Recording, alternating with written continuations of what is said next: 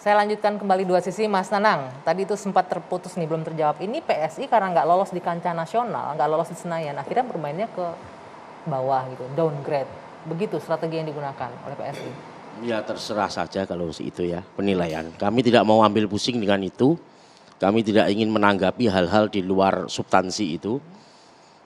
Biarlah semua menjadi opini, tapi kalau bagi kami yang penting satu, mau kami dianggap tendensius, mau kami ini dianggap ngawur, mau kami ini dianggap menjegal, silahkan. Tapi yang kami pentingkan satu, ada penjelasan, ada jawaban dari Pak Anies tentang beberapa hal yang kami sampaikan tadi. Kapan rumah DP 0% itu akan bisa dipenuhi, kapan lapangan kerja yang dijanjikan melalui OKOC itu bisa direalisasikan, kapan naturalisasi sungai itu bisa terjadi. Bagi kami konsentrasi ke substansi saja Mbak, tidak melebar kemana-mana. Begitu Mbak. Substansinya banyak yang tidak dilakukan, ya. Gitu, makanya dilabel pembohong. Bung Bestari boleh ditanggapi sedikit nih. Saya ini pernah di DPRD DKI, jadi kalau lagi ada yang begini ini saya suka ketawa gitu. Pertama dulu ya, kaitannya dengan DP 0 gitu ya.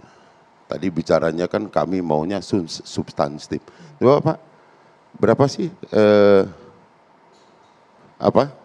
rencana Pemda DKI kaitannya dengan pengadaan rumah susun rakyat itu berapa? Kalau kita bicara substansif berapa sih di dalam RPJMD-nya? Ah ini aja pun kita udah selipnya jauh banget. Jadi kita gimana membicara substansi ketika yang dihadirkan di sini juga nggak ngerti, nggak paham apa substansinya. 230.000 itu 70.000 sekiannya kemana ya itu? Kemudian kalau kita bicara, saya kasih angka benar, 302.000 sepoin something. Berapa belahan yang harus dilaksanakan DKI sesuai dengan RPJMD dan berapa belahan BUMN serta BUMD untuk Rusunawa, Rusunami dan berapa belahan swasta?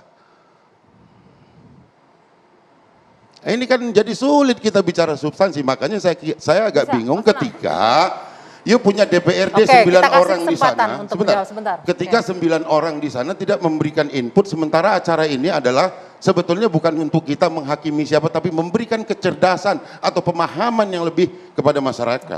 Gitu loh. Sehingga nanti masyarakat bisa menilai yang bohong itu PSI atau gubernur, gitu loh. Saya kira itu satu. Yang kedua, interpelasi. Tidak ada orang yang dimanapun dia berada di Jakarta ini yang menghalangi Anda mengantarkan interpelasi. Namun ingat, saya kira ini makanya saya berapa kali bilang DPRD itu beberapa fraksi di situ harusnya ikut bintek ulang lagi. Kenapa? Karena sebetulnya hak yang ada di anggota DPRD itu tidak serta-merta ketika kami ingin interpelasi maka semua harus ikut. Maka komunikasi politik daripada punya kader di sana itu harus dibangun. Nih saya pernah kok interpelasi Ahok berhasil Pak. Walaupun kami fraksi yang cuma berapa gitu, walaupun setelah itu saya menarik diri. Kenapa kemudian PSI yang lebih banyak tidak mampu mengkomunikasikan itu? Maka urat-urat bumi di DPRD DKI harus dipelajarin. Jadi kemudian jangan kemudian hanya menuntut interpelasi tetapi tidak paham bahwa interpelasi itu harus disetujui oleh 50% plus 1. Ya ini kan jadinya nanti jadi huru hara saja supaya kemudian mendapatkan simpati yang sebetulnya menyesatkan masyarakat. Ini harus menjadi pelajaran bagi PSI kemudian. Silakan, kemudian satu lagi, soal rumah tadi kan ada 3 tadi, tenaga kerja. OKOC apa hasilnya? Ya ini saya bilang tadi, harusnya updatingnya itu terus diminta kepada punya kader di DKI. Kenapa? Coba tanya aja ke mereka deh nanti biar timbul angka. Sudah 270.000 berapa yang tersalurkan di Jakpreneur itu kaitannya dengan modernisasi dari OKOC sendiri. Seharusnya itu. Jadi berimbanglah pemahaman kita tentang DKI walaupun kemudian PSI mendowngrade dia punya objek di DKI untuk main-main, tetapi ilmunya imbang gitu. Enak kemudian kita menemukan apa yang harus kita lakukan untuk Jakarta agar lebih baik lagi. Nanti setelah ini tentang Formula E. Saya kira itu. Silakan. Dulu.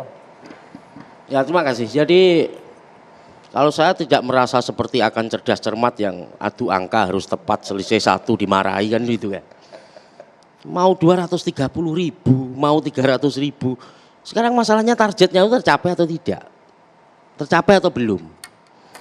Kalau memang belum tercapai, mestinya semua energi dari Pemda DKI itu. Saya potong langsung deh, saya bosen dengarnya. Anda katakan bohong. Sekarang itunya terlaksana, bohongnya di mana? Ya bohong. Bohongnya di mana? Kalau tidak tercapai target di mana bohongnya? Loh, lihat targetnya seberapa Bang? Sekarang itu terlaksana tidak? Proyek DP 0 rupiah. Anda mengatakan terlaksana tuh pengertiannya apa? Hanya dilaksanakan Mas, sekenanya atau sesuai dengan targetnya? Kalau main retorika jangan di sini. Itu retorik.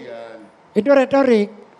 Oke. Kalau mau bicara tentang real program tercapai apa enggak, programnya ada, jalan terlaksana. Targetnya berapa sudah dikatakan oleh Bang Bestari tadi. Ya. Nah persoalannya Anda katakan bohong. Yang bohong Anda atau Anies. Fakta ternyata yang bohong ketua Anda nih.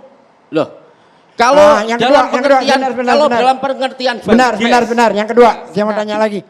Mbak Anggi, kita datang kemari, saya diundangnya akan berhadapan dengan Giring Niji. Anda itu mengundang dia nggak? Kami mengundang Giring Niji sebagai ketua umum, cuman ini didisposisi kepada jubir PSI. Jadi ini yang bicara Giring, terus kita mau bicarakan apa yang dikatakan Giring. Siapa itu yang dia? Yang menyampaikan Begini. itu ketua umum PSI. Begini, Pak. begini, Ini begini. konteksnya bukan Pribadi, Pak. Begini ya. Anda bicara, Anda pernah menjawabkan. Jadilah petarung, jangan jadi pecundang. Oke, kita kasih kesempatan Kalau untuk seperti ini menanggapi pecundang ya. nih. Siapa pecundang? Maksudnya ketua Giring. umum. Oke. dikasih Dia kesempatan. bicara tentang Anies pembohong. Saya diundang oleh TV One akan berbicara dengan Giring. Saya bersemangat.